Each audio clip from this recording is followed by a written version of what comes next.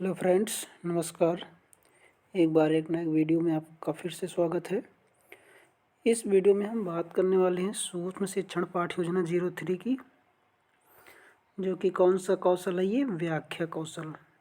इससे पहले हमने हिंदी के दो कौशल, जो कि एक पाठ प्रस्तावना कौशल और अनुशीलन कौशल, इस पर अपलोड कर रखा था, जिसको आप देख सकते हैं।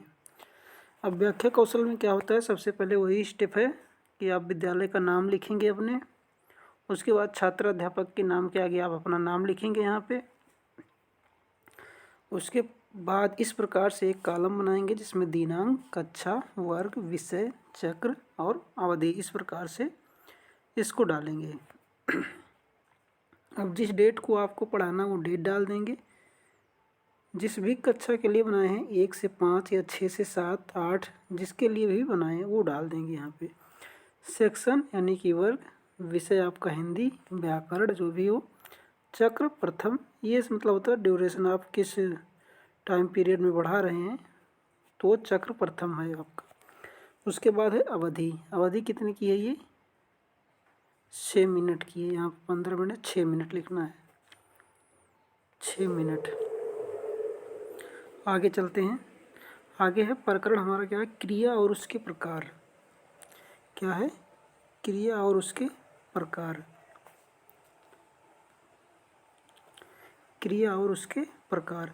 अब इसके कुछ व्याख्या कौशल के घटक हैं। व्याख्या कौशल के घटक कौन कौन से हैं, उसको हम देख लेते हैं यहाँ पे।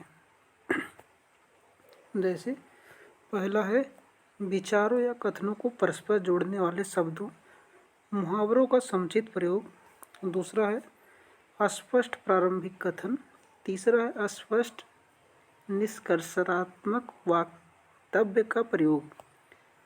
चौथा है भाषा में प्रवाह। पांचवा है कथनों में तारतम्यता। छठवां है असंबद्ध कथनों का अभाव।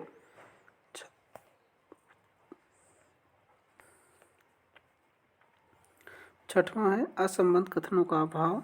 उसके बाद सातवां है कि छात्रों की समझ का परीक्षण के लिए बीच बीच में प्रश्न पूछना। तो ये हो जाते हैं इसके कुछ कौशल। उसके बाद हम आगे चलते हैं। आगे हमें क्या करना है, प्रस्तुतिकरण का कॉलम इस प्रकार से बनाना है, जिसमें आप देख रहे हैं एक कॉलम क्रम संख्या का है, एक छात्र अध्यापक कथन का है, एक छात्र का कथन है और एक घटक, कौन सा घटक यूज कर रहे हैं उसका कथन है। प्रश्न है, यहाँ पे आप डालेंगे क्रम संख्या में प्रश्न, क्या क्रिया किसे कहते हैं, तो आप उसका स्पष्टीकरण यहाँ पे लिख, चूँकि व्याख्या कौशल है तो उसका स्पष्टीकरण यहाँ पे देंगे कि जिन शब्दों से किसी क्रिया का होना या करना पाया जाता है उसे क्रिया कहते हैं। यहाँ पे छात्र, जब आप स्पष्टीकरण यहाँ पे दे रहे हैं तो छात्र क्या करते हैं, ध्यानपूर्वक सुन रहे हैं। यहाँ पे आपने कौन सा कौशल यूज किया वो कौशल यहाँ पे लिख देना है। आगे चलते हैं। अगला आप इसका कुछ एग्जाम्पल्स भी दे सकते हैं, जैसे घोड़ा दौड़ रहा है, मोहन पढ़ रहा है, पूनम सो रही है। तो यहाँ पे इसके स्पष्टीकरण में आप क्या कहेंगे, यहाँ पर दौड़ रहा है, पढ़ रहा है, सो रही है, ये सब शब्द कार्य होने का बोध करा रहे हैं, अतः ये क्या है, क्रिया है। उसके बाद दूसरा प्रश्न भी पूछ सकते हैं आप, मोहन खा रहा है, इस वाक्य में क्रिया क्या है, तो छात्र क्या बताएंगे, खा रहा है, ये क्या है, क्रिया है। यहाँ पे आप जो कौशल यूज किए हैं वो कौशल लिख सकते हैं।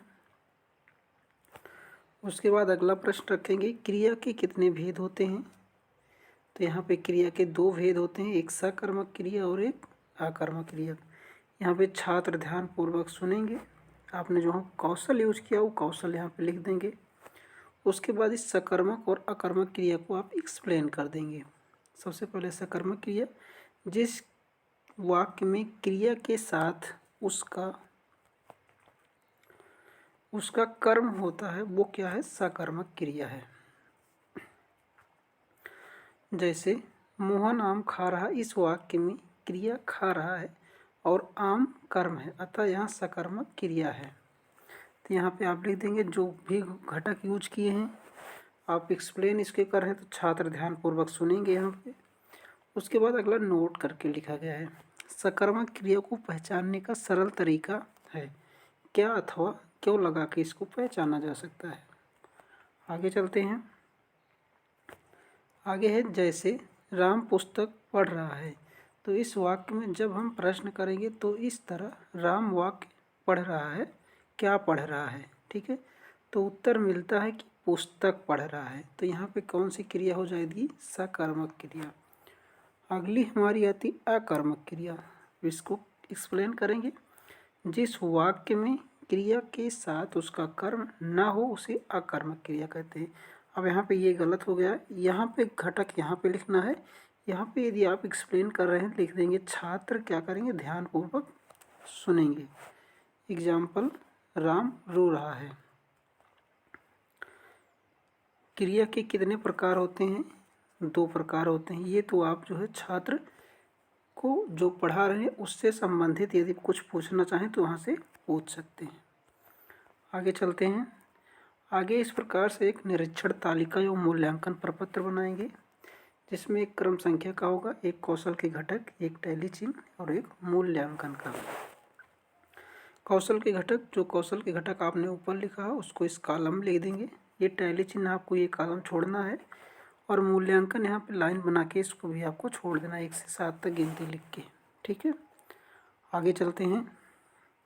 यहाँ पे इसको आप जो है नोट कर सकते हैं एक एक करके, क्योंकि इन कौशल के घटकों को आपने ऊपर लिख रखा है। तो इस प्रकार से इसको लिख लेना है। उसके बाद का जो आता है आलोचना और सुझाव का, आलोचना और सुझाव का आता है। इसमें क्या है, इस आलोचना और सुझाव में क्या लिखा जाता है, इसमें वो लिखा जाता है जैसे कि आप टीचिंग कर रहे हैं उस समय आपका जो भी निरीक्षक है वो यहाँ पे आपके पॉइंट लिखता है, आपकी गलती आपकी कमियों के पॉइंट लिखता है, ठीक है।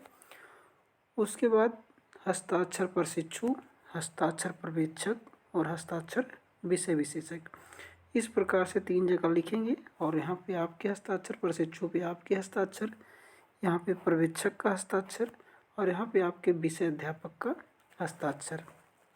तो इस प्रकार से हमारा जो व्याख्या कौशल है वो बन के तैयार हो जाता है, ठीक है। धन्यवाद।